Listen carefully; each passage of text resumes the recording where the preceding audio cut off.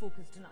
Are winds of change finally blowing in South Asia? In a significant first, China has at long last acknowledged the role of Pakistan-based terror groups in fomenting terror in the region. On Monday, the BRICS nations for the very first time named Pakistan-based terror groups like Jaish-e-Mohammed, Lashkar-e-Taiba and the Haqqani network in a strongly worded statement condemning terror.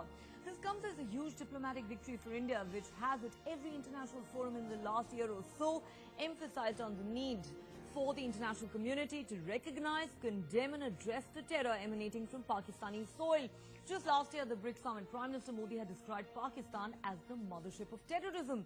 But why is this so big? Because China is Pakistan's all-weather friend that had thus far steadfastly defended Pakistan, even calling it a victim of terror. Unsurprisingly, and along completely predictable lines, Pakistan today rejected the BRICS statement, claiming no terror outfit has a safe haven in Pakistan and that it is doing all it can to go after these organizations. An obviously false claim and an outright lie that nobody buys. But the bigger question is this. Does the change in China's stance indicate that it may finally be willing to exert pressure on its close friend and ally Pakistan to act against these terror groups, or is that too optimistic a view? Also, considering it has blocked as many as 4 times India's efforts to have Jaish-e-Mohammed chief Masood Azhar designated as a global terrorist by the UN Security Council, can we realistically expect China to finally play ball?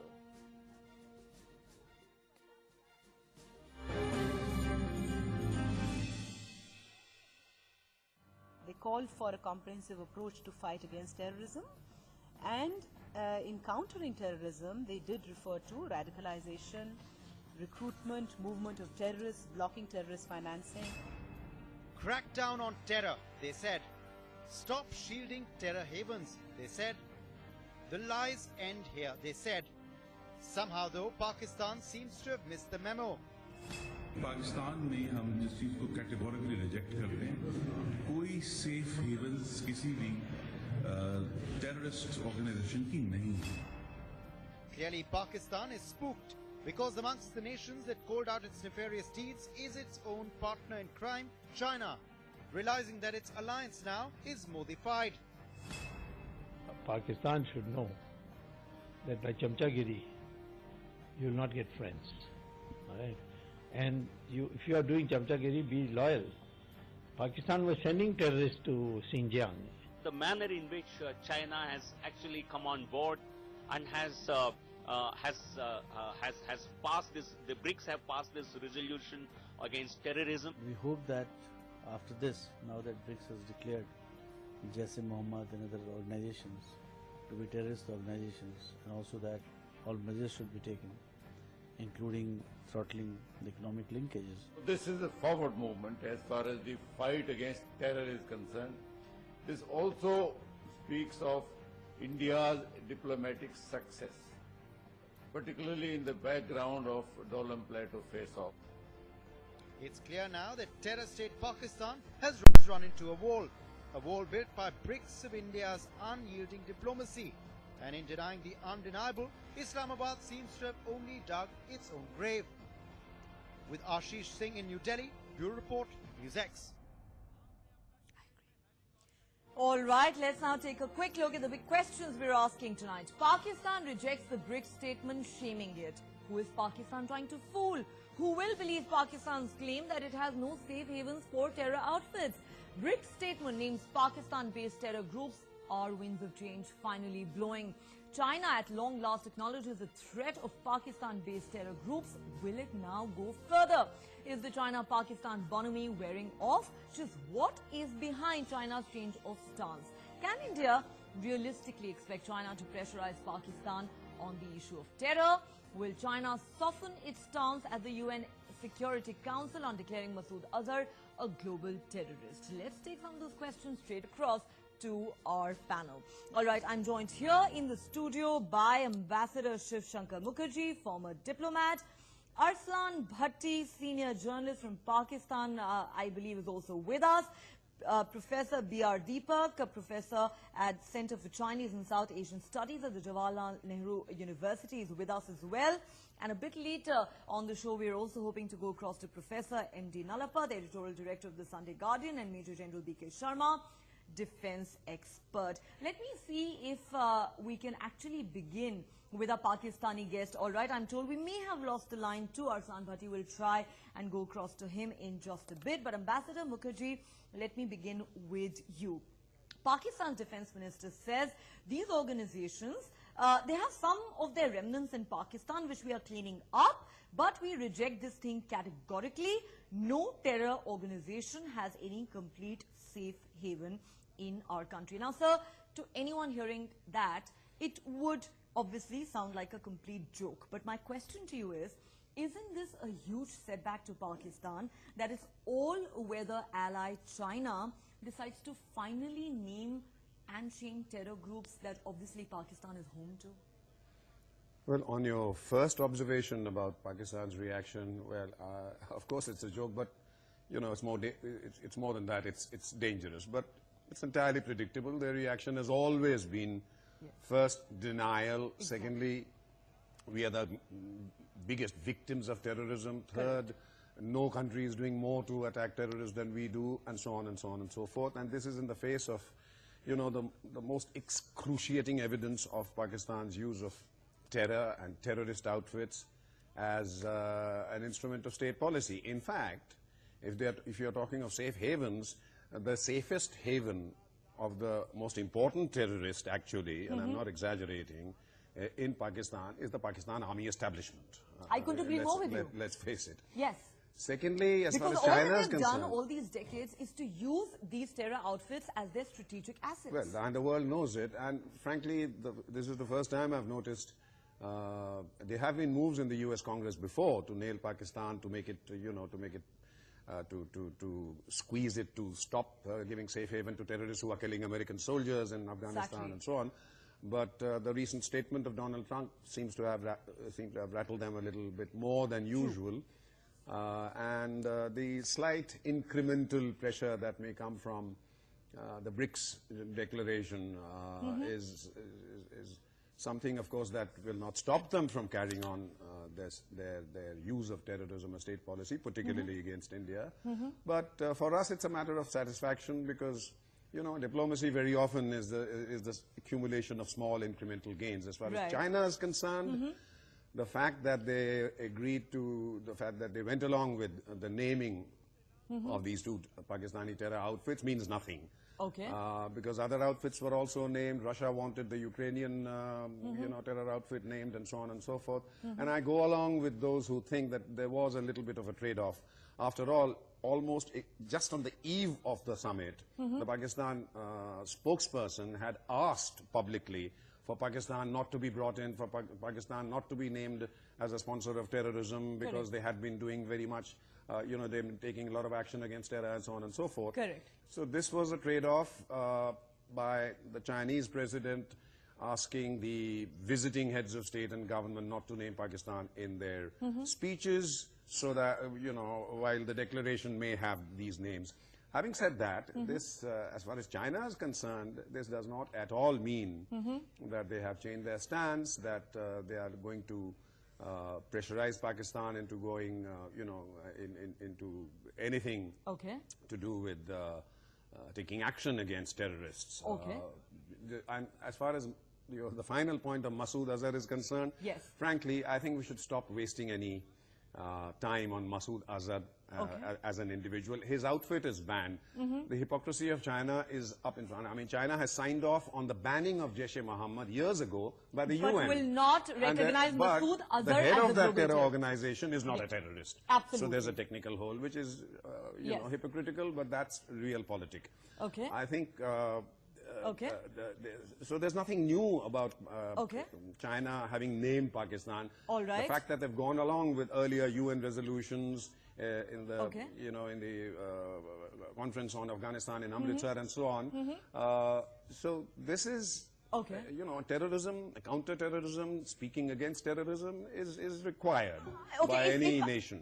I think if I am understanding your larger point correctly, what you're saying is that let's not get carried away. Absolutely. But, I think it would perhaps be only fair to acknowledge that it's been a good week for Indian diplomacy.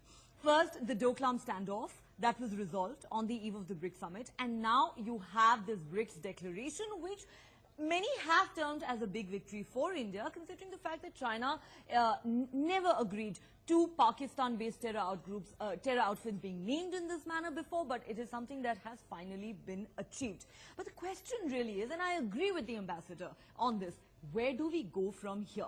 Professor Nalapat, welcome to the show. Let me bring you into the conversation. And in fact, I also need to mention to my panelists and our viewers that our Pakistani guest, Arsan Bhatti, has suddenly decided to bail on us at the last minute, and he's chosen not to participate in the program.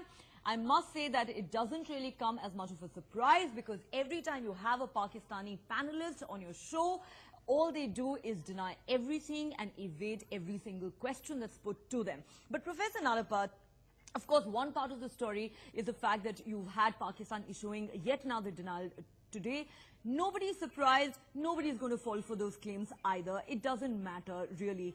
But at the end of the day, sir, the question is, as far as China is concerned, where do we go from here? Yes, it's a major step forward.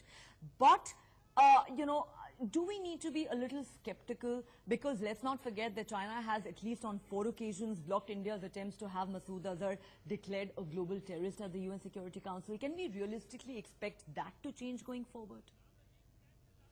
No, Neha, frankly, there are a huge number of people who are naysayers and cynics and skeptics about China, and as there are skeptics about India in China. Now, the reality is, in the previous BRICS summit at Goa, the Chinese were in fact very active in ensuring that a lot of these Pakistan-oriented groups were kept off the radar of the statement. Here, they have not only got wrong, they have in fact taken the initiative in many respects to ensure that there was a comprehensive list than we have seen in the past. So I would say very frankly, it is a step forward, and I'd also like to say that this indicates that President Xi Jinping has taken control of the India process.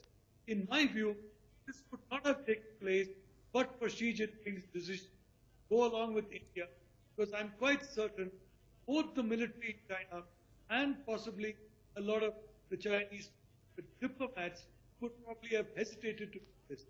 Xi Jinping has gone the extra mile, and may I point out, so has Prime Minister Modi. Okay. There was intense pressure on Prime Minister Modi, especially in the last 3 or 4 weeks of the Doklam standoff, to have very strong government measures against Chinese companies in India. Now, that would have caused a complete rupture in economic relations, and the reality situation is that China could be a big investor in India to the tune of $100 billion. Chinese companies do have a huge surplus in India, but these are that we have to buy, and we would have to pay a much higher price if we bought other countries that will be very eager for the government to take kind of hard step. Prime Minister Modi not take that step. So both Prime Minister Modi and President Xi, who met for a good number of minutes today and had a good conversation, they have taken control of the process. So I'm sorry, I don't share the view of the skeptics. I'm optimistic about the future. I'm real, and I think this is a breakthrough. This is a breakthrough, and hopefully more will come. All right. And matter of Masood.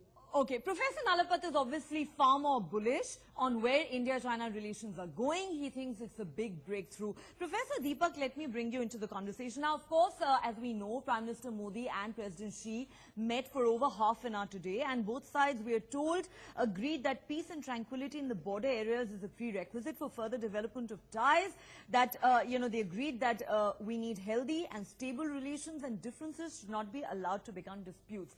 But my question to you is a little different, sir. This is, of course, what you do normally expect diplomats to say at the end of a bilateral meeting. But the question is, many have asked since yesterday, is the China-Pakistan bonhomie wearing off? Or is that too optimistic and naive a view to have at this point? I would ask you, sir, what do you think explains this change of stance on China's part?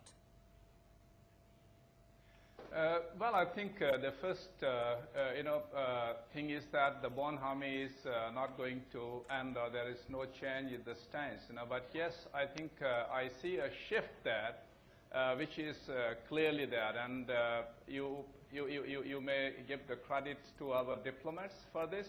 And if you see the distance traveled from Goa to Xiamen, then of course, especially ever since the establishment of working mechanism on counterterrorism, the two meetings have been held. I think there has been some breakthrough. Having said this, another thing is that China is already, behaving like a great power, and with the great power comes huge responsibilities. I think Indian diplomacy has been able to convince China that the counter-terrorism, it is the responsibility of a global power. And I think Chinese, they have come to believe in this, that yes, they need to play a greater role in the world affair, especially when the regional issues are concerned. And third, I think since China has invested $62 billion in China-Pakistan economic corridor, and the region, especially Af-Pak region, is heavily infested with terror groups, and many of them, they are finding safe havens in Pakistan. So they find that there is an elephant in the room, and this is the time to change tactics or have a little shift there. And I may recall your attention a couple of months back when IS, they abducted 2 Chinese nationals in the broad daylight, and they were brutally killed. So I think the Chinese, so they understand that if the region remains infested with these terror groups, whether they are cross-border or whether they are within Pakistan or Afghanistan, it could start hurting Chinese interests as well. The regional peace. And the third is that since China perceives that the American influence in the region is on wane, so it is right time for China to behave like a global power in the region and put in the steps and put themselves in the footsteps of Americans to some extent. Of course, I think they would be cautious. Okay. And finally, I think to say that China, Pakistan, this all-weather friendship, or the so-called Sino-Pak Entente Cordiale, it is coming to an end. I don't perceive that would China be too naive of you. I agree. Pakistan, yeah, that would be too naive, to say that, and that would be too complacent on our part to, yes, behave that way. So it will remain there, right. And I think our diplomacy has to go a long way. And moreover, this is just a declaration, it's a joint declaration, and not necessarily that China will abide by the declaration. But yes, the foundation is there, and I think we can build on that. And the relation from here, I think it will certainly generate a little bit of goodwill for China in this country. And this could be used, as a turning point to change the relation from malevolent to benevolent. Okay, so will this be a turning point? Will this be a turning point? That, I think, is a big question that needs to be asked. Ambassador Mukherjee, I think we all agree on this panel that, there's no question of China abandoning Pakistan. I don't think anybody is falling for that romantic idea at all. But, even if you all acknowledge that, yes, this is a step forward, my question is, where do you think India-China relations stand today? Now, you heard the professor there saying that China is perhaps finally behaving like a great power. But, till a week ago, when we had that Doklam standoff, I don't think many would have agreed had the professor made that statement then. So, while we may have achieved a breakthrough... I did that. You did, okay. But, my point is that not many would have agreed with you till a week ago, till the Doklam standoff actually was continuing. So my point is, sir, that while this may be a breakthrough, fact of the matter is that some of the thorny issues that have really marked the Indo-China relations are far from resolved. Whether it is China's, insistence on blocking India's entry into the NSG, whether it is the thorny issue of the China-Pakistan economic corridor that cuts through Pakistan-occupied Kashmir, or whether it is the Belt and Road Initiative that India obviously has huge reservations about. Well, yes, let me begin with what Professor Nalapat said. I think I go along with him in his, implied statement that the Doklam standoff really reveals a kind of political will for a resolution of this face-off at the highest levels on both sides, Prime Minister Modi and President Xi Jinping. I don't think anyone can argue with that. It must have gone up, regardless of what kind of mistake led to on the Chinese side, at what level this face-off started, what kind of misjudgment led to it is a matter. But if I might add, there are also skeptics who pointed out that there may be continued provocation. That's right. Well, for the rest of it, I don't share his optimism. I frankly think that the resolution that has taken place on Doklam between both countries, and no matter how clumsy a kind of situation, a kind of resolution where both sides save face and don't lose anything by way of their security, I think it's still tactical on the Chinese Chinese side. Let me remind your viewers about a couple of things. The Chinese are obsessive about their position, about their self-image, and therefore the image they want to project as a great power. They reminded President Clinton of that when he wanted to shorten his visit to China, telling him bluntly that a great power must be treated with respect. The theme of the Olympics which they hosted was an end to 100 years of humiliation. Now, having reached a situation in Doklam where no matter what spin they put in the Chinese press or the Global Times or whatever, it is seen in India definitely as, if not a victory for the Indian side, as something where India did not flinch, stood firm, and reached a solution which they wanted. But where China acted as a bully. Precisely. So yes. No, what I'm saying is that the one-on-one meeting between the President of China and the Prime Minister of India would have gone off without tension, would have gone off reasonably well, began with a reference to the Panchsheel and so on and so forth. But I don't think China, being China, will forget.